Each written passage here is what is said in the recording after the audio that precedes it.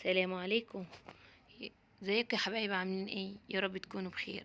ان شاء الله النهارده اول روتين ليا في القناه، وهوريكم او ازاي ننضف البوتاجاز في اقل من 10 دقايق. وده المنتج ان شاء الله اللي هننضف بيه. انا عارفه المنتج بقاله كتير ظاهر على الشاشات، واكيد ناس كتير تعرفه وفي ناس كتير برضو متعرفوش. المنتج ده انا مستخدماه بقالي اكتر من سنه. على فكره مش المنتج للبوتاجاز بس، وفي للسيراميك، وبرضو مستخدمه للمفروشات. وان شاء الله النهارده اوريكم ده منظر البوتاجاز. ده منظر البوتاجاز، انا بقالي اسبوع سايباه كده عشان انضفه معاكم واوريكم ازاي هينضف بكل سهوله، من غير دعك ولا تسخين ولا اي حاجه.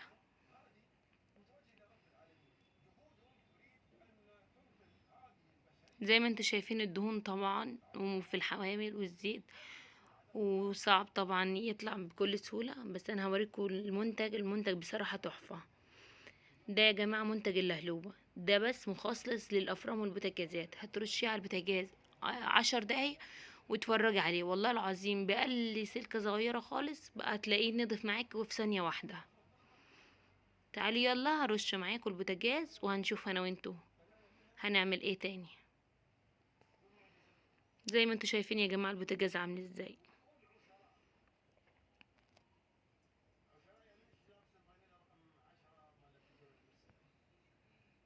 انا عارفه طبعا ناس كتير هتقولي ده بقاله فتره وانتي لسه بتفكروا اصلا تنزليه. ده بقاله كتير طالع، بس بصراحه المنتج تحفه.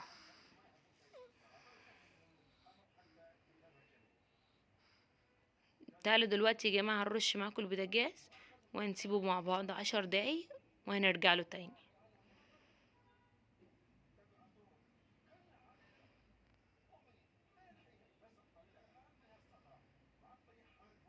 زي ما انتوا شايفين برضو الحوامل وكل حاجه على البوتاجاز زي ما هي، مش هنشيل ولا نرش على الحوض ولا اي حاجه، هرش البوتاجاز زي ما هو كده، وبعد كده هنرجع لكم تاني.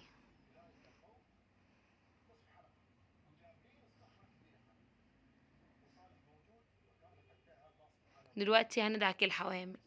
لازم يكون يا جماعه معاكم سلك ألمونيا، عشان الحوامل هتدعك بكل سهولة. في ثانية واحدة هتلاقوها طلعت، كل حاجة الدهون طلعت والوسخ طلع وكل حاجة طلعت بسرعة، من غير بقى تسخين ومن غير بقى نحط في مية سخنة ومن غير بقى ما نغلي الحاجات دي كلها. خلاص، هو المنتج ده سهل علينا كل حاجة في الدنيا. زي ما انتوا شايفين كده غسلت الحامل في ثانية.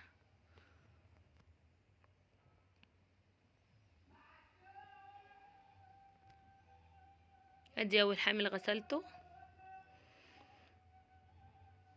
وادي تاني حامل معايا برضه هتعكوا قدامكم بسرعة وبكل سهولة.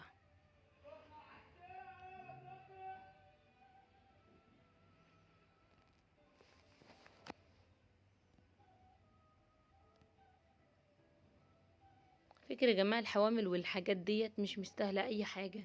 ان في ناس كتير بتقعد تغلي وتحط مواد وتحط منظفات وتحط لك كربونات. لا طبعا الحاجات دي كلها غلط. انت لما تجيب المنتج ده وهتجربيه، على فكرة انا مجرباه بقالي فترة كبيرة جدا جدا. وكمان الاحلى من ده كله بتاع المفروشات، عندي الصالون وعندي الركنة على طول اي حاجة توسخها والعيال يكبوا اي حاجة عليه بفوطة على طول وترش عليها اللهلبة وتمشي على طول بتنضف معاكي. وبرضو على السيراميك ترشي برضو على السيراميك على طول رشة، والتانية تصبري 5 دقايق والله العظيم هتجيبي لوفة من غير دهك ومن غير اي حاجة وهتنضف على طول معاكم. وادي تاني حامل خلصته معاكم. الحوار كله مش هيستاهل اكتر من 10 دقايق يعني.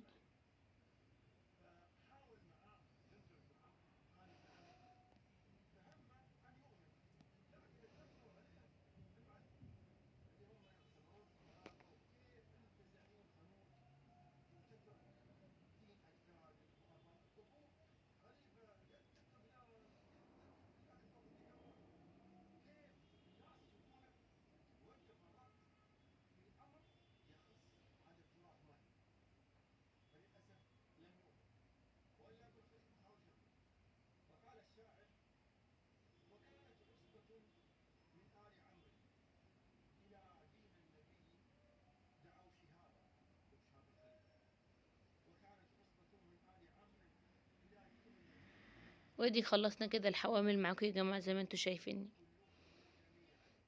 بكل سهولة.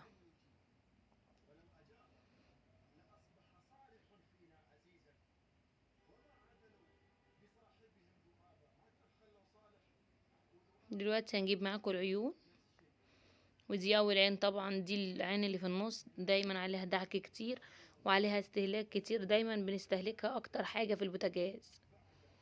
هوريكم ازاي يا جماعة. بصوا من اول دعك للسلكة، بصوا نطفت ازاي في ثانية بسرعة. بصوا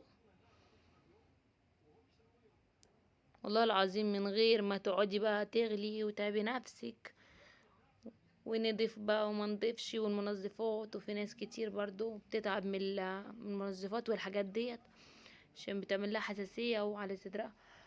فعايزة اوريكم اني من غير دعك ولا منظفات ولا الحاجات دي كلها، بص هتنضف معايا في ثانية اصلا. بصوا هنا بعد ما خلصتهم يا جماعة كلهم هشطفهم معاكم.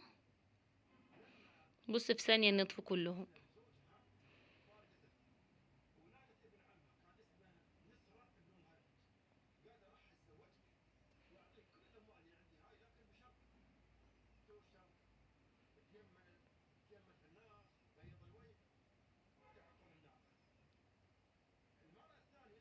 كده بعد ما غسلناهم كلهم هنشطفهم على طول ونحطهم على فوطة الصفا، واروح ننضف البوتاجاز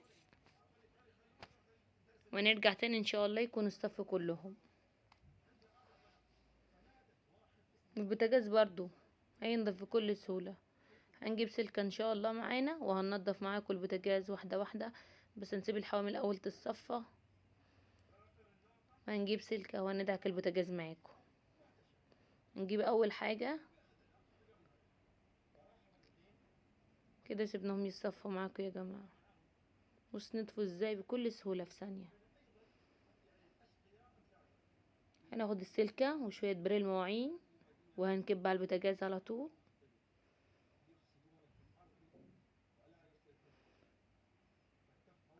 مجرد بس ما هتمشي السلكة هتلاقيه كله نضيف. بصي في ثانية واحدة، مش مستاهل بقى دعك. بس اول حاجة لازم نغسل الازاز، عشان الازاز لازم اول حاجة نغسله ونمسحه. ما ينفعش طبعا نغسله مع اللي تحت عشان الدهون والوسخ